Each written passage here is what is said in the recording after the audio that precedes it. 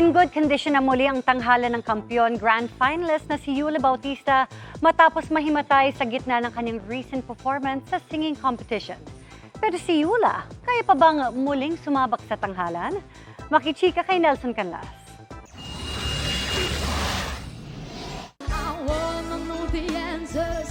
Sa gitna ng performance ni tanghalan ng kampiyon grand finalist Yula Bautista sa TikTok Lock kahapon, bigla siyang tumumba at nawala ng malay. Agad namang binigyan ng paunang lunas si Yula, nilagyan ng oxygen at isinakay sa wheelchair bago isinugod sa ospital. Matapos ang di inaasahang insidente, nagpaunlak si Yula ng interview sa GMA Integrated News. Pansing bumalik na ang kanyang masayahing disposisyon. Palabiro at palatawa ang singer.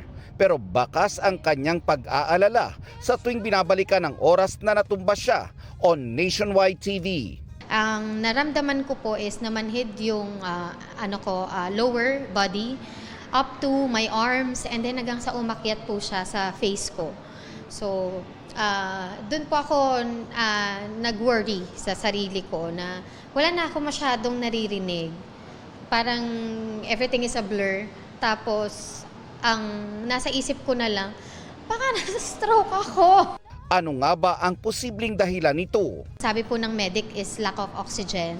Possibly because of the corset that I was wearing.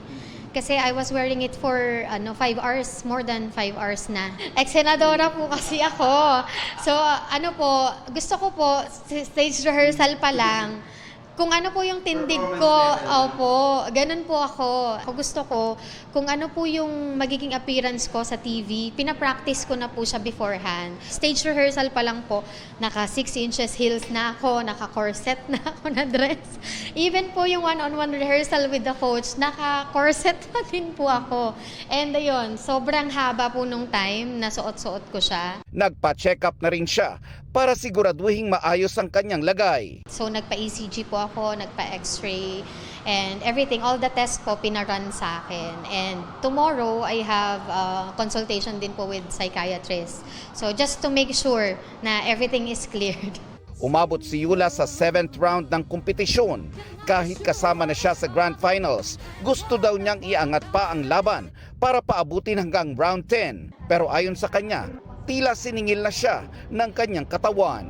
Nanghinayang po talaga ako. Kasi minsan ka lang mabigyan ng chance na maging undefeated. Kumbaga gusto ko talaga siyang ilaban.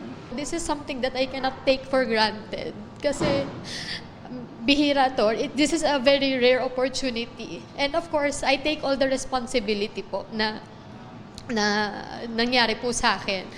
Kasi inabuso ko din po talaga yung katawan ko. Nelson Canlas, updated sa Showbiz Happenings.